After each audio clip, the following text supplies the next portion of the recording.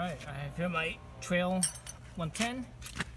So I have this spoke wrench kit that I got, which is a number of years ago. Back when I actually got my my CRF 250. God, that was probably like 4 or 5 years ago. And let's look at the spokes they have on here. Let's see, the smallest one they have is, looks like 5.2, and the biggest one is 6.8. So spokes come in a lot of different sizes, but none of these actually fit. This. Oh, come on. Keys.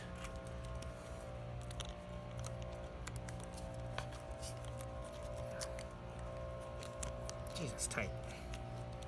There we go. So this one's 5.2. Yeah, right here it says 5.2. Let me see if it fits here. So it's a little bit on the loose side. You can see it wiggling, right? So 5.2. Again, that's the smallest one I have on this kit. It's 5.2. Let's look what else I have over here. I have one is a Motion Pro, and I like this because it has the four-sided, four corners. And, it's like basically like a flare nut wrench for, a spoke flare nut wrench. But that comes in as a 7 and a 5. And here I have a MSR. And this one comes in as 5.1 and 5.7. So the OTC I had, what was it? 5.2 was the smallest. Let's try this 5.1. Put it in there. There's a certain amount of wiggle as well. I think it's a little bit. Well, I don't know if it's a little less or not than the other one was. Let me try this other one again.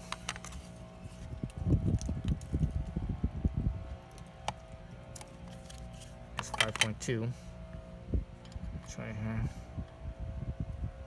So it's not a whole lot of wiggle. It doesn't feel like it. And the holder right here that's in the same spot. Well, no, this one is. Yeah, this one's tighter. This 5.1 is definitely tighter. Oops, shit. I have the Motion Pro, again, is a 5. See, that one fits, same spoke. So that one feels like it feels like the same. Same, maybe even. Yeah, it feels about the same as the 5.1. I can't tell a difference.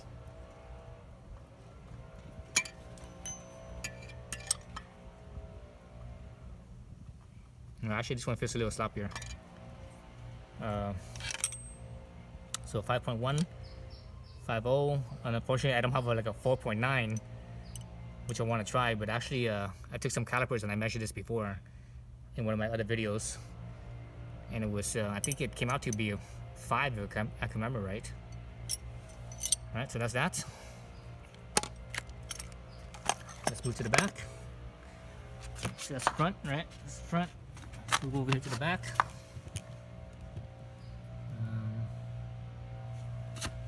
So it's pretty dirty here. I'm gonna clean off one spoke because the dirt will make it feel like it's bigger than it actually is. Okay. So this is the back, and again my 5.1. Nope, that's not gonna fit. On the other side is a 5.7. 5.7. 5.7 is too small. And obviously, over here I have the 7.0 on the Motion Pro. That's not gonna fit. That's just too big, way too big. So let's go back to my OTC. So let's see, that 5.7 didn't fit, right? So I have a 5.8 over here. Let's check out this 5.8. Do I have a 5.7 on here? Let's see, 5.2, 5.6, 5.4, 5.8. Nope, it's only in 0.2 increments. So 5.8, 5.6, 5.8, and then 6.0. Let's see, this one fits or not. So this one again is a 5.6. Oh, that was, oh, why did I grab a 5.6 for? I meant to grab a 5.8. Okay, 5.8. Okay, this one fits. It's a pretty tight fit. Doesn't wiggle that much. 5.7. Okay, so the back is a 5.8 then. The back is a 5.8. The front is a 5.0. So since I can't use this because I could use a 5.0, but this one's a 7.1. That means I would have to have like 2 wrenches. I don't want to have 2 wrenches. I want to have only 1 wrench, and small enough to fit up in the toolbox up here. This one fits in the toolbox, right? So what I'm gonna do with this one is I'm gonna put like an Allen key in right here, like a 5mm Allen key in here. I'm not sure if this is gonna work because this is tool steel. I'm gonna put a 5mm Allen key in here and put this on an anvil and just kind of hit this down. So hopefully that will squeeze it down a little bit so it's a little bit tighter. But again, I don't think it's gonna work because tool steel doesn't really give like that. I don't think. And the 5.7 obviously is too big. What I'm gonna do is I'm gonna take a really fine file or something, or maybe even a little I don't know, a little something, sandpaper or whatever, and go in here and basically kind of open this up a little bit to 5.8 because I want it just tight enough to fit in here. I don't want to have any wiggle room, right? The more wiggle room you have, the more likely it is to strip. So that's what I'm going to use. I try to find some other, because I really like the Motion Pro design of having the 4 corners. But Motion Pro doesn't make a 4-corner one in a 5.7 or 5.8 size, unfortunately. So this bike here, the spoke size is kind of unusual. It's not it's different from other from conventional or more standard sizes that you'll find. And obviously, this kit is not complete. I've seen other kits with other sizes as well in other ranges. So this is definitely not complete here. So spokes don't really have a standard, it seems. It's just besides being in millimeters, being metric. Every point whatever, 0.2 or 0.1 or whatever it is, depending on who you buy it from. But yeah, I wish this thing was, I wish they had a smaller one. Actually, I don't even think this will fit in the toolbox either. Let's see. Let's pan this up here. There's the toolbox. So this is the. Actually, you might. Yeah. Oh yeah, it'll fit. Just barely though. Just barely fits inside there lengthwise. Whereas the MSR, there's plenty of space there. Right? Plenty of wiggle room. So that's what I'm gonna use. I'm gonna crunch this side down. Put a 5mm Allen key in here and just put a sledgehammer to it on an anvil and smack it down. Smack this down so that way it's a little bit tighter. Because I'd rather not have any wiggle room at all.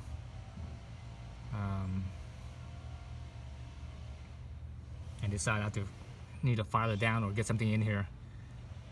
I think the only thing I have is a file that could fit in here. Because you really can't put anything smaller than that. And you want it to be flat too, right? So I'm only gonna file one side because I don't want, because if you file, you might not be able to keep it parallel between the 2 sides here, or keep it square to the back side here. So it's better just to only do on one side and leave the other 2 alone.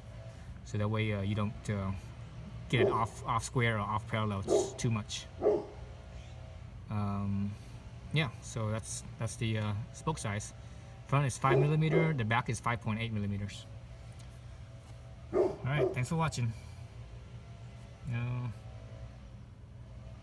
Let's see, I think all these are all the same on both sides. Oops. Let me go back to this, because sometimes let me double check this just to make sure. Because I've seen spokes before where one side of the spoke and the other side of the spoke is actually a different size. What is it? This is a 5.8. So 5/8's good. That's one side. This side, okay. So it fits 5/8 fits both sides. Let's try that 5/7. So this 5/7 is too small on this side. Yeah, too small on that side. Let me check that with the front as well, just to make sure. Again, I've seen.